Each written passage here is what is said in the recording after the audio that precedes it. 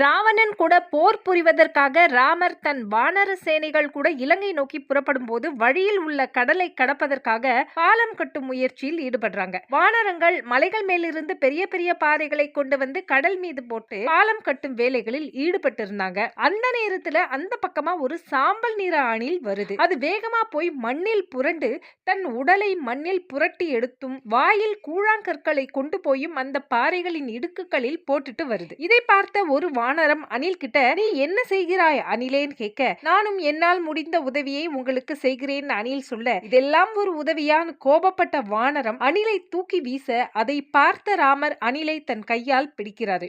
ராமர் வானரப்படையினர் கிட்ட சொல்றாரு, வானரப்படையினர் அனைவரும் சற்று என்னை கவனியுங்கள். இந்த அணில் செய்யும் உதவி சாதாரண உதவி அல்ல. நீங்கள் கடலின் மீது போடும் பாறைகளுக்கு இடையில் உள்ள இடுக்குகளை இந்த அணில் தன் உடலில் ஒட்டி இருக்கும் மண் துகள்களாலும் தன் வாயினால் கொண்டு வரும் சிறு சிறு கூழாங்கற்களாலும் அந்த இடுக்குகளை நிரப்பிக் கொண்டிருக்கிறது. இதனால் இந்த பாலம் மேலும் இறுகி பலமாகி கொண்டு இருக்கிறது. யாராக இருந்தாலும் சிறு உதவி செய்த போதிலும் அதை பெரிதாக கருதி மாண்போடு நடப்பதுதான் நல்லது அப்படின்னு ராமர் சொல்லிக்கிட்டே அணிலை தன் மார்போடு அணைத்து முத்தமிட்டு அதன் முதுகில் தன் கை விரல்களால் தடவி கொடுக்கிறாரு. அவரு தடவி கொடுத்த 3 விரல்கள் தான் அணிலின் முதுகில் இன்றும் உள்ள 3 கோடுகள். வீடியோ பிடிச்சிருந்தா லைக் பண்ணுங்க, ஷேர் பண்ணுங்க, கமெண்ட் பண்ணுங்க. தமிழ் வெற்றி கதைகள் சேனலை சப்ஸ்கிரைப் பண்ண மறக்காதீங்க. நன்றி, வணக்கம்.